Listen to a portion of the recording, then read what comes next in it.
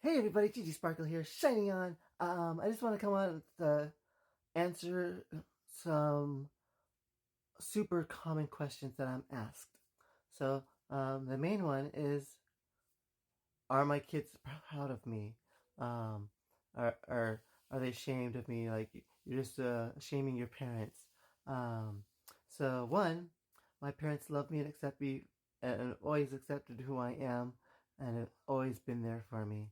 So, yep, my dad's proud, my dad's happy, my dad loves me, and he only wishes the best for me. My mom is always loving and caring and is always there for me. She said she knew before I even said anything when I tried to let her know about my transition and coming out to her.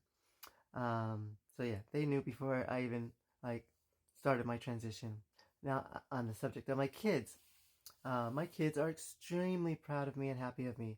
This whole transition and process is because of them.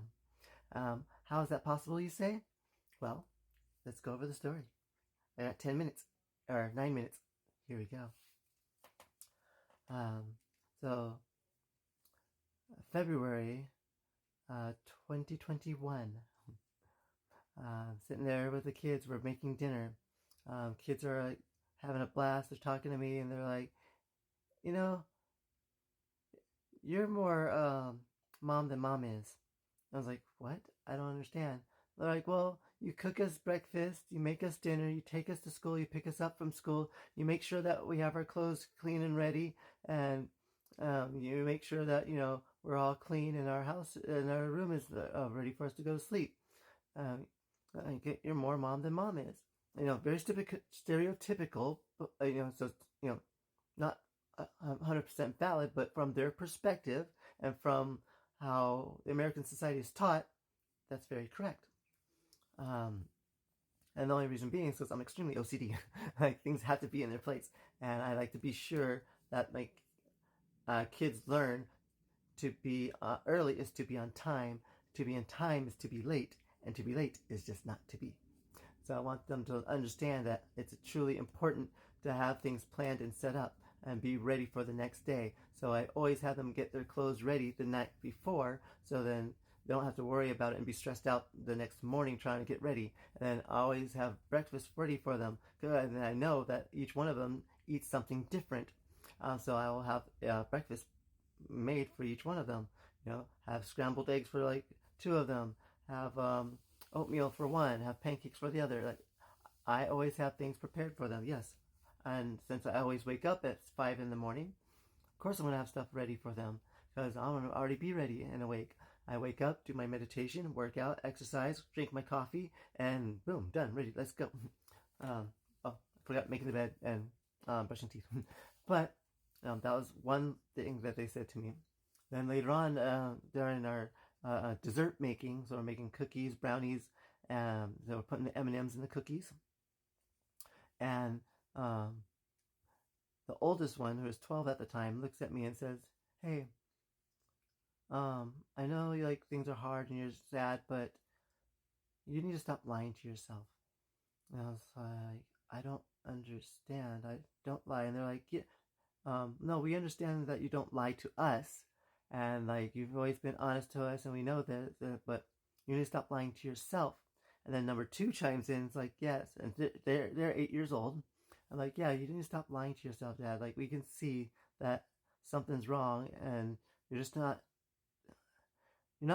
living who you're supposed to be. You're not who you are. I'm like, I don't understand what you mean by that. That's really deep. And then of course the last two, coming in and like, yeah, Daddy, like we can see like you're not being honest with yourself. So you need to stop lying to yourself. And so after we were done with the cookies and eating and get them to bed, I get them all prepped and ready for bed and everything. I'm in my room crying. Um, and then I'm just thinking, trying to figure out what they could mean by that. Like, stop lying to myself. What do you mean? And then so I started reflecting on things and looking back to my past, and it all goes all the way back to when I was 4 years old, when like I was playing with this girl, and I was just playing with her as if I was her,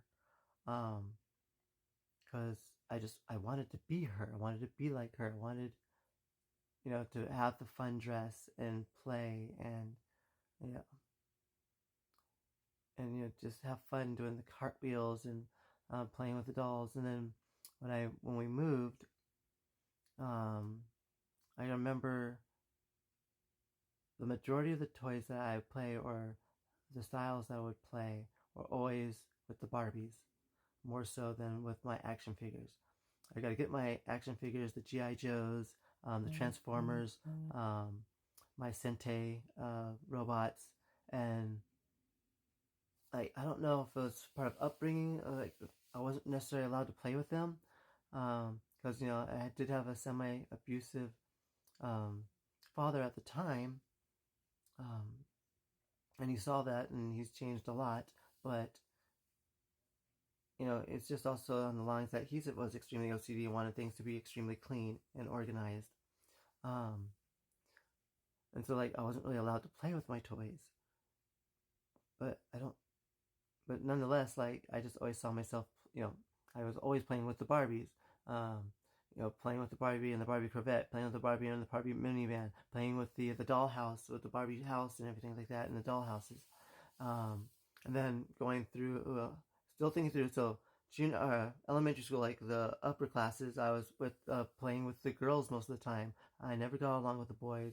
I always felt out of place, like I didn't belong. I always felt like I was an alien from another universe, another planet, that was in the wrong body, and like I always felt like I was hiding, and like I was just royalty, just hiding in this body, and like not really being able to show who I was, or else the bad aliens will get me.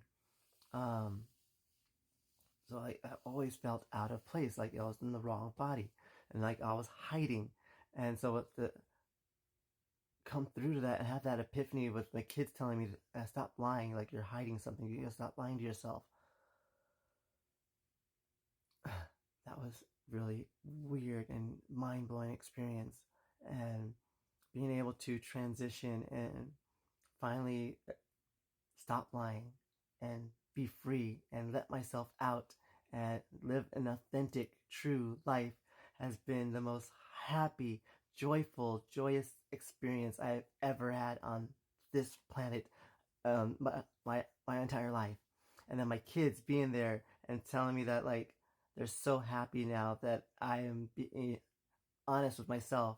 Like my relationship with everyone has been so much better, and meeting genuine people and genuine friends and having genuine relationships with people.